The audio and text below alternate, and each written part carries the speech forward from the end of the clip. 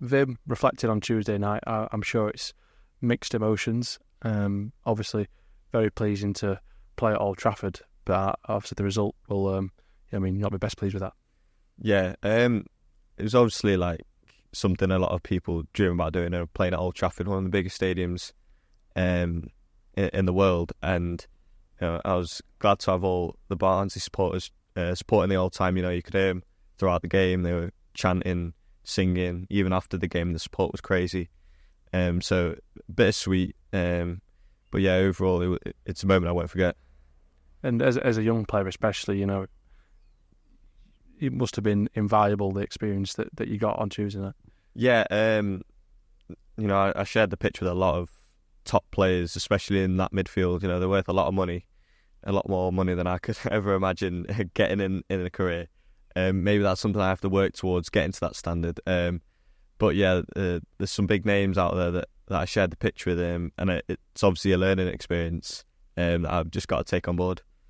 You played against some good players already in your career, playing in youth level and in senior football, but what was it like playing against the top players in the world? Yeah, obviously you see the standards completely different. Watching them on TV is a lot different, obviously, compared to sharing a pitch with them. So you kind of understand like how much you need to work on and how far I'm off their standard. And it's just something I've got to do, work every day, keep training, keep doing the right things, and then you never know in the future. Hopefully, I'm in their positions. That's what I've got to work towards. Yeah, and a proud night, I imagine, for you, not just yourself, but your family and everyone that's supported you to get to this point. Yeah, obviously, Gaffer talked about it as well. Remember the sacrifices that your families had to make, your friends and whoever's been there since the start. And that game was there. But I was in that game because of them, and I wouldn't have been there without them. Yeah, and after the game, a lot was said about your story and your background, and it was sort of highlighted that you are the first professional Tamil heritage player to play in the UK. Just how did it feel, not on a personal point of view, but being a representative of the community on the biggest stage? Yeah, I'm obviously always grateful, and I'm thankful to be able to do that. It's just something that's it's probably still not really sunk in for me yet, but I'm obviously proud to be able to do that, and if I can give a platform to Tamil people, Tamil heritage, then I'm happy to do that. Were you surprised at the amount of sort of messages you got and sort of posts that you saw about yourself following Tuesday night? Yeah, it's all been a bit surreal still. I don't think it's still sunk in yet. I'm just glad to see it's all been supportive, and it's all been upbeat despite the results. So yeah, I'm happy for that, and I can't be more grateful for it. And did a night like that, did it sort of, I'm sure you're obviously very motivated already, but was the fire inside even stronger to sort of reach the point that you want to get to? Yeah, it's almost like a reality check of where I am and where they are. So sharing the pitch with them just shows me that the levels are a joke, especially in the Premier League. And I've still got a long way to go to try and get to that level. But obviously got to take it step by step, day by day. Just keep doing the right things. And just back to the topic before, I know you've touched on it in other interviews, but why is it, do you think, that we're not seeing more players from your background in the professional game here?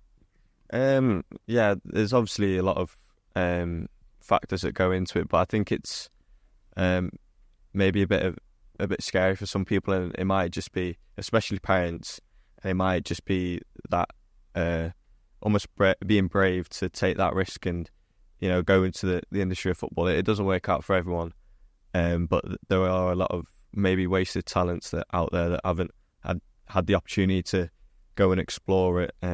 So maybe it's just a thing of being more brave. Do you feel like a trailblazer, somebody that's people can look up to? Yeah, obviously, I've seen that word a lot recently, and I mean, if I can reach goals and reach things that people never thought would have happened, then I'm happy to do it. I'm more than grateful to do it. But yeah, for me personally, I don't think it's really sunk in yet, so I've just got to focus on training every day and playing matches and just keep on doing that, and then that should speak for itself. Yeah, I was just to finish, just sort of ask about what's next for you, because we keep doing these updates with you and on your progress, and there seems to be a little milestone ticked off periodically every so often. What is next for Vimal? And you've made the squad a few times with the first team. Is it now nailing down that spot in that midfield where there's a lot of healthy competition?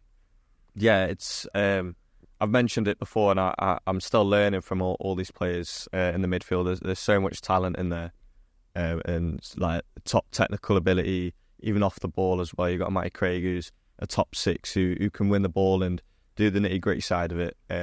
So for me, it's learning off them, and then hopefully taking that into my own game, and then hopefully trying to nail down a spot in that first team.